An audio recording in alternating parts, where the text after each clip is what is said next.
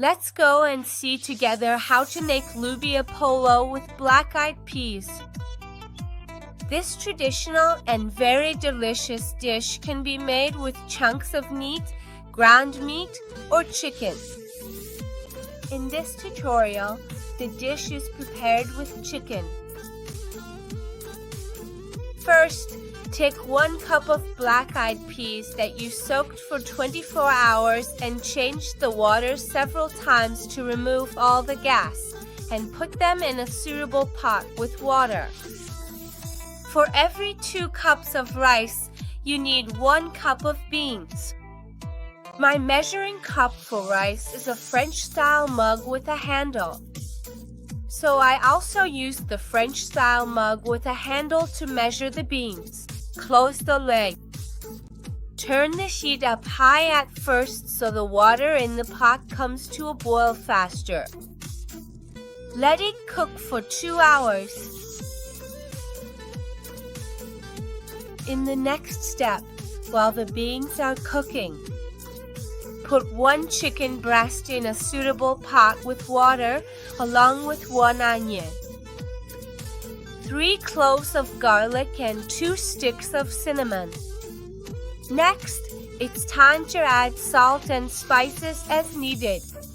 I used 1 teaspoon of salt, half a teaspoon of turmeric, and some black pepper. Here too, start by turning the heat up high so the water boils faster. Then lower the heat and let your chicken cook for 45 minutes to an hour. Once your chicken is cooked, take it out of the pot and shred it. Next, pour some oil into a suitable pan, thinly slice a large onion, add it to the pan, and saute until it's fully fried and caramelized. If you don't like the onions sliced, you can dice them instead. Now add the shredded chicken and mix it together with the onions. For 2 minutes, add half a teaspoon of garlic powder and a heaping teaspoon of cinnamon powder, along with brewed saffron to taste. Saute for 2 minutes, and that's it. Turn off the heat and set it aside.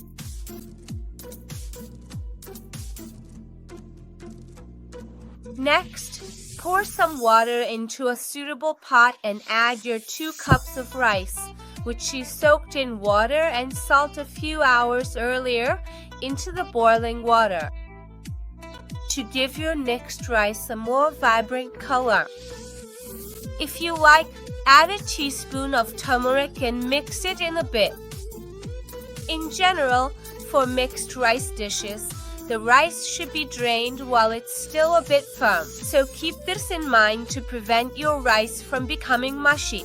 Drain the beans you cooked earlier, and then, about 2 minutes before draining the rice, add them to the pot and stir.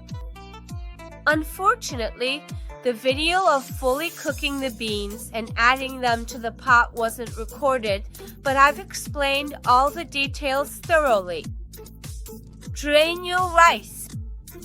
Pour some oil into the bottom of a suitable pot and arrange your desired tare, crispy rice crust. I also added a bit of turmeric to make the tare more colorful. Add the drained rice. Add 2 heaping tablespoons of dried dill. Then add the cooked mixture and try to pour it in the center of the pot so it doesn't touch the sides and burn. Add another layer of drained rice and then another tablespoon of dried dill. You can also use freshly chopped dill, which makes it even more amazing. And finally, poke a few holes for better steaming. Add 2 tablespoons of melted butter or ghee. Place the steam cloth on the pot lid and close it.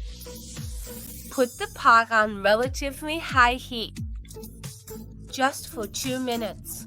This way, your tarik will get crispy and your rice will steam up nicely.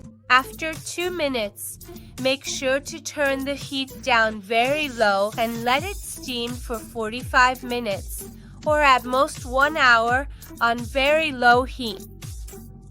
After the mentioned time, this is your amazing rice. I hope you try this amazing mixed rice and enjoy it to the fullest with your family. Thank you for staying with my channel until the end of this video. I'd be happy if you follow and stay with me.